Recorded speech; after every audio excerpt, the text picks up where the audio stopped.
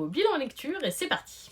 On commence avec le premier volume de la série Dead Garden qui s'appelle L'Héritière. Le second tome étant sorti récemment, je me suis dit qu'il fallait que je me penche sur le cas de ce roman édité aux éditions Flammarion. Et franchement, déjà, j'aimerais m'arrêter un petit peu sur cette édition que je trouve superbe, entre les roses là, le squelette qu'on retrouve ici et même sous la jaquette. C'est tout aussi somptueux. Franchement, c'est un très bel ouvrage. Côté lecture, je suis un peu plus mitigée, je dois l'admettre. J'ai adoré l'univers, j'ai surtout adoré le clan de sorcières proposé. Des sorcières particulièrement violentes, sans foi ni loi et très intéressantes. Les vampires étaient sympathiques aussi, mais un petit peu plus classiques. Par contre, il y a plusieurs points négatifs sur cette lecture qui font que je peux déjà vous dire que je ne prendrai pas le second volume. Déjà, on voit que c'est un titre qui s'adresse à un public jeune, vraiment jeune. Et résultat, la romance ado en chaleur, là, compliqué, j'ai pas du tout apprécié. On a une protagoniste qui est un croisement entre une sorcière et un vampire, qui est donc surpuissante.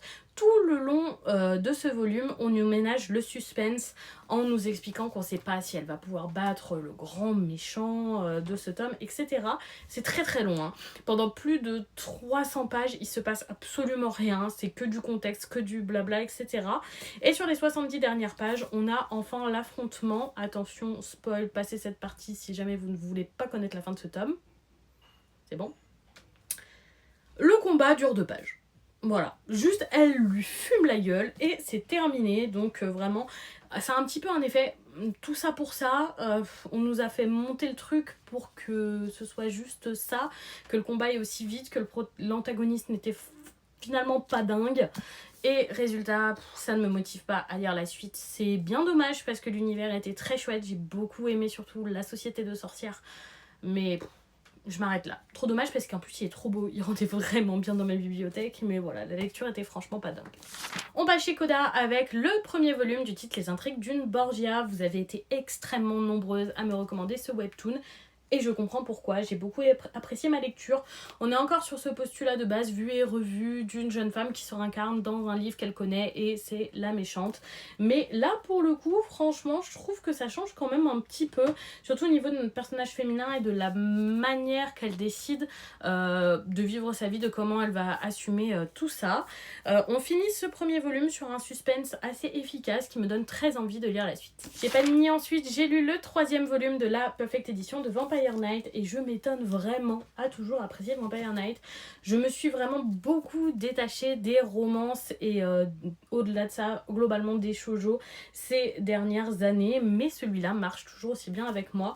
Force est de constater que j'avais adoré quand j'avais lu la première édition, la première fois il y a une 10 ou 15aine d'années et que j'aime toujours autant. Franchement, c'est un super titre.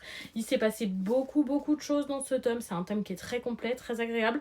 Les dessins sont un petit peu datés, mais encore efficaces. Et franchement, c'est juste un titre de vampire et une romance que je ne peux que conseiller. On passe chez Meian avec les tomes 7 et 8 de One Half of a Married Couple qui me permet de terminer la série. Jusqu'ici, ce titre était un coup de cœur et je dois dire que même si j'ai absolument adoré, j'ai une petite déception sur la fin, ce qui fait que ce sera pas un coup de cœur, mais plutôt un 4 sur 5, ce qui est déjà une super bonne note pour moi. Tout simplement parce que j'étais un petit peu déçue de la fin. Encore une fois, attention spoil à ce niveau-là. Voilà, ça doit être bon. Je suis un petit peu déçue de la fin. Tout est bien qui finit bien. Le couple s'en remet parfaitement. Il y a quand même eu pas vraiment tromperie, mais la confiance a été rompue et je trouve qu'il s'en relève beaucoup trop facilement. C'est dommage parce que le reste de l'ouvrage laissait présager quelque chose de plus original sur la finalité et c'est dommage, ça reste un titre que j'ai adoré, mais voilà, un petit peu déçue par cette fin qui reste quand même très bonne mais pas excellente. On termine avec le 19e volume de Fairy Tail One Hundred Year Quest, la suite directe de Fairy Tail. Et c'est la première fois que je vais dire ça sur Fairy Tail, mais ce tome n'est pas un coup de cœur et il m'a même un peu déçue. Et là aussi, attention, je risque de spoiler. Tout simplement, j'adore cette suite de Fairy Tail. Je trouve que, voilà, retrouver les dragons, c'est incroyable. Dans ce tome, le fait que tous les dragons qui ont été déjà battus reviennent, j'ai trouvé ça dingue. Je me suis dit que c'était vraiment intéressant scénaristiquement. Et très chouette, ça va vraiment prolonger la quête de 100 ans. Je vais passer encore un super moment avec la suite, donc ça m'a plu. Par contre, Mashima nous a fait du réchauffé là. Il nous donne un nouvel espèce d'Horation Sace. plus le retour d'Horatio Seyss, plus ou moins le retour d'Acnologa à travers Faris, qui revient donc aussi. Et voilà, il nous a un peu fait un cocktail de trucs qu'il a foutu au micro-ondes, qu'il a réchauffé. Et c'est un petit peu trop pour moi, et c'est dommage, et ça m'a un peu déçue, parce que je suis sûre qu'il aurait pu nous faire bien mieux. Et pour le coup, ça se sent qu'il s'est pas foulé, et ça c'est dommage. Mais j'ai hâte de voir comment ils vont aborder les dragons maintenant qu'ils sont revenus, et qu'ils sont surtout revenus plus puissants que jamais. Et voilà pour ce bilan lecture. Dites-moi si vous avez lu certains de ces titres, si certains vous tentent. Et surtout, je vous souhaite une bonne soirée tout le monde.